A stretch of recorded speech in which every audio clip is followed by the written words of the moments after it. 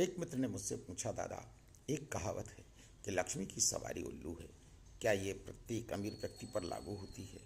मैंने कहा, नहीं मित्र, ये तो उन गरीब मानसिकता वाले लोगों की कहावत है जो अमीर बनना तो चाहते हैं पर उसके लिए कुछ करना नहीं चाहते।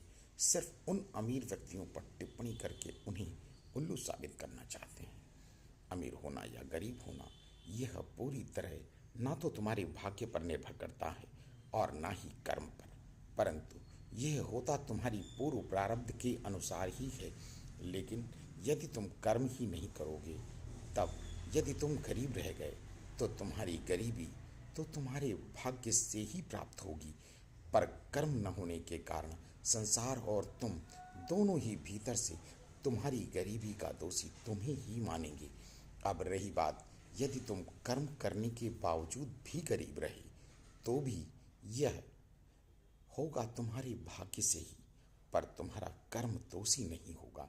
अब रही बात अमीर आदमी के उल्लू होने की, तो वह सिर्फ इसलिए होता है कि कुछ नए नए पैसा कमा लेने वाले व्यक्तियों में अपने कुछ होने का अहंकार आ जाता है, और यह तो जग जाहिर है कि अहंकार अंधा होता है। इसलिए वह धन के घमंड में वह सब कुछ करने लगता है जो सिर्फ उसकी मूर्खता का परिचय देता है, और उसका यही दिन रात पैसे और धन संपत्ति का विस्तार एवं पद प्रतिष्ठा एवं मान सम्मान और सब पा लेने के लिए पागल हो जाना उसके रातों की नींद उड़ा देती है।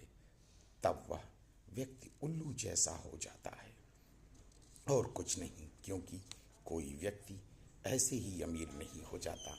जब उसके कर्म उसके भाग्य के सापेक्ष होते हैं तभी वह धनी हो पाता है।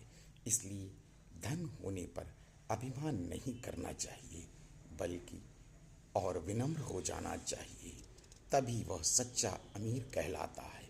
क्योंकि फल वाला तरु जब फलता है, नीचे को झुकता जाता है। तभी तो कबीरदास जी ने भी कहा है, बड़ा हुआ तो क्या हुआ, जैसे पेड़ खजूर, पंथी को छाया नहीं, फल लागे अति दूर कबीरा, फल लागे अति दूर। राधे राधे। नमो नमः।